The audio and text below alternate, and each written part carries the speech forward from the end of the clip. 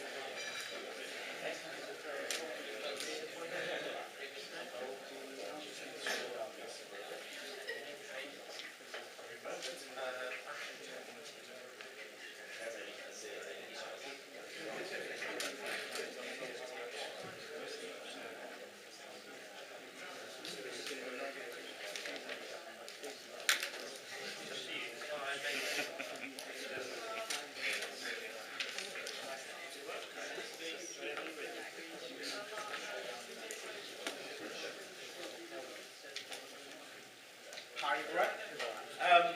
My name is Abdul and I'm from team Code Junkies.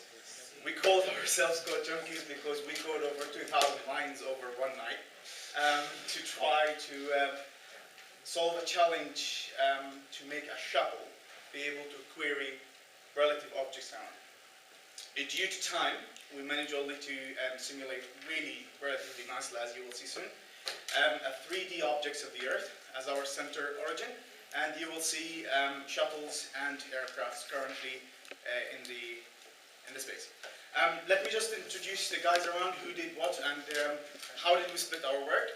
We had two guys working on the mathematics implementation, which is the coding, which is myself, Abdul, and we have Matt hiding down there. And we had Alex, the guy who animated everything really nicely, as well as Manu, he was the animator, as well as interfacing all our components, which was a nightmare. But the last thing, we have Ted. He was technically the person who was solving all the mathematical equations that we needed to use for our orbiting around the Earth for both shuttles and aircraft. Right. This is the description. This is our, by the way, GitHub. You can access the key. You can access the full code for free. We tried to set up the problem with four ways. We created a GUI, which was built at the beginning, and in that side of the GUI, someone was responsible for creating the actual 3D animation using Java 3D library, and that was Alex's job. And we, three of us, Alex, myself, and Ted, and Matt, we were creating the mathematical equations, which also were mapped using MATLAB to make sure that we're doing okay everything. And we have the guy, like I said, Manu, who was interfacing everything. There's no much more. You have all our agendas there, actually, if you want to look it up. It's also the links are available in our project. I will move you quickly to Alex to actually try the live demo, and I hope you enjoy it.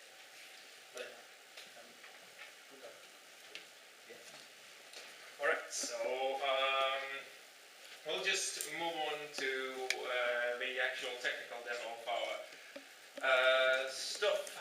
So we've decided to break down the program into a few key parts. So we have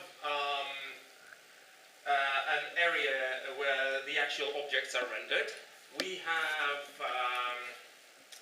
a graphical user interface that's used to render the overall window, and we have the physics behind it. What you see is actually a model of Earth with satellites moving around them. We have decided to stick with the oval trajectories of movements of satellites for this specific project. You can zoom in and out on the image just to see it in a bit more details, and basically for each of the satellites you can view some specific data, especially its position. You can select it from the drop down, and then there we go, we have as well as the coordinates of the satellite, we get the nearest neighbors to the current satellite. Currently, these values are not updated on the fly, so we have to just manually just click the button and update them, but this would be the next thing to look at. We hope to have some more objects in the system once it's more developed, like maybe model some other planets, maybe aircraft, or maybe spaceships or space stations to take into account. So generally, for a quick technical demo, I think that would be it. I'll be like giving a short summary on the whole thing that has been going on so far. The whole project was planned out very well actually. We as a team, we performed very well. I'm surprised that because in one night we were able to achieve this. So we executed it well. We planned it out, split it among others. Like Ashish was the one who started the GUI parts. So we can see the GUI design, his layout design, excellent design, which was required because I'm the interface guy, so I needed stuff from each guy. So Ashish did his job well, and then we had a physics team. That was Abdul and Ted. Both of them, both of them did the job very well. They did quite a bit of research, though it was a painstaking research. It took quite a while, but you can see the result here. Like the physics are being well implemented real time, and you can view them right here. And of course, Alex's part was one of the most important. It's actually the graphics. So right now what's happening is like the graphics, of course he's using a Java 3D library. It's an open source library by Oracle, GNU public license, so we can use it. It's free of copyright or everything. So what my job was to actually integrate everything together. So it was an excellent team effort. All of us had consult with each other, code with each other's, interface it, and finally we were able to successfully finish the project. So you can actually ask us anything about technical about the project or users. It depends. The users depend upon actually the perspective of the person. Like you can actually use this as a shuttle monitoring system. You can use it as a networking system between shuttles. The possibilities are endless. It just depends on perspective of your users and everything. So yeah, I'll be concluding there. And if you'd like to ask any questions, you can just ask me. Or also our team, really like my team too. Yeah, of course. Are they? Is that real time? Because they seem to be moving awfully fast. Yes, one question too. That's a physics actually. It's a physics actually. I'll show you this. It is real time. So what happens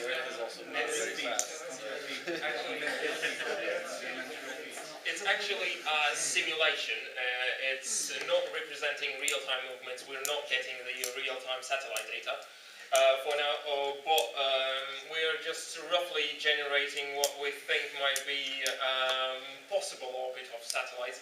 The system is capable of dealing with the actual data because for the purpose of this project we just couldn't find the reliable source of positioning data we needed. So for this very reason we actually developed physics counterpart so that it would actually generate the data, the trajectories, and we then feed them into the program. So I'm going to have a follow-up question that's possibly a little harsher then. Right. If you can get live positions of satellites, why would you need to calculate them? There would not be any reason to calculate them. Just the reason to calculate them is because we don't have any positions and because we want the simulations to look as close to reality as possible. Of course, we could have made it slower than that, but this would take a whole year to just take a look at it. So. Or you could say that we are going to use our algorithms for prediction. Yeah. predicting future movement of the satellite. Yes, Would you- precisely. Yeah. Any questions from our panel? To be honest, the real-time one is pretty much, I have a question. What do you expect this to go sort of next? We actually, sorry. So we can actually, it's actually mostly skill-based stuff what we did here. So we can actually, it's a simulation. We can actually, you know, the way we build the project is very dynamic. So we can actually extend this project by including the sun, the solar system, even more objects, multiple trajectories, more properties. It's a very dynamic structure the program has been created. So it can be extended for multiple projects, more simulations, complex simulations. Right now, we actually purposefully limited the number of satellites to 10. The reason is because Java, as you know, is a very resource hog. So it actually consumes around 200 MB of RAM. So it might lag a bit later on because it's actually a thread running in the background. So it actually keeps updating these position values. So I take care of all the structure in the program. So everything is being updated real time behind, but it doesn't necessarily show up at the time. You can actually click it. One can actually click it and view the real time data. That will be the current position. You will also get updated data. Let's say a satellite having a nearby approaching satellite S6. Maybe it could be NASA's, it could be Japanese space agencies.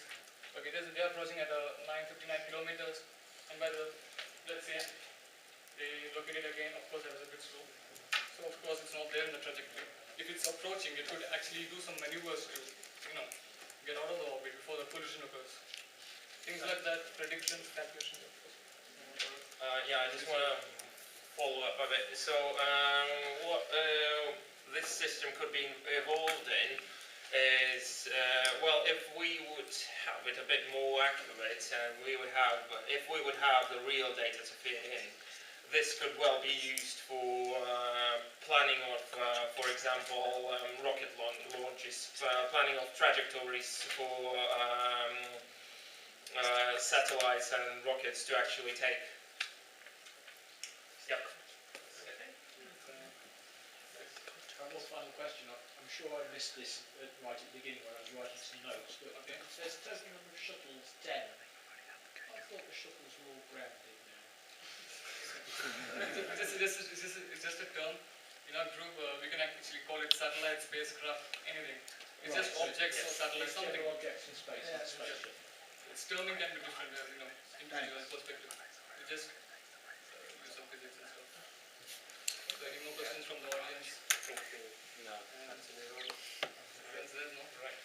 Thank you.